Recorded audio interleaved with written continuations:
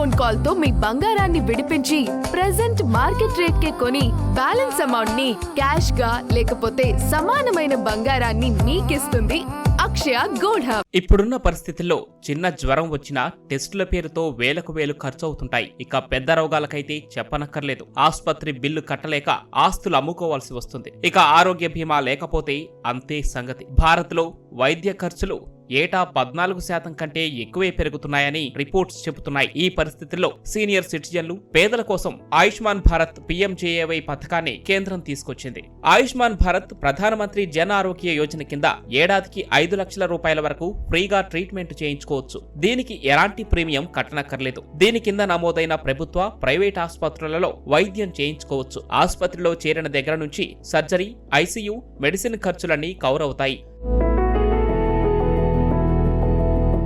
అర్హతల విషయంలో 2 రకాల రూల్స్ ఉన్నాయి. మొదటిది 70 ఏళ్లు పైబడిన ప్రతి ఒక్కరూ ఈ పథకానికి అర్హులు. అయితే ఒకే ఇంట్లో భార్య, భర్త 70 ఏళ్లు పైబడిన వారైతే ఆ ఇద్దరికీ కలిపి 5 లక్షల రూపాయల కవర్ మాత్రమే వర్తిస్తుంది. ఇక 70కి పైగా వయసు ఉన్న వాళ్లకు ఆదాయంతో సంబంధం లేదు. కార్లు, ఇల్లు ఉండి ఇన్కమ్ ట్యాక్స్ కడుతున్నా ఈ పథకానికి అర్హత ఉంటుంది. 70 ఏళ్లు దాటిన వారు అప్లై చేసుకోవడం కూడా చాలా సింపుల్. వయసు నిర్ధారించుకోవడానికి ఆధార్ లేదా ఇతర ID కార్డు ఉండాలి. రిజిస్ట్రేషన్ OTP కోసం మొబైల్ ఫోన్ ఉంటే సరిపోతుంది. ఇక కుటుంబ సభ్యుల వివరాలను తెలిపే రేషన్ కార్డు లాంటివి ఇవ్వాలా వద్దా అనేది పూర్తిగా వారి ఇష్టం. అప్లికేషన్ చేసుకున్న తర్వాత వీరికి ఆయుష్మాన్ వయోవందన కార్డు వస్తుంది.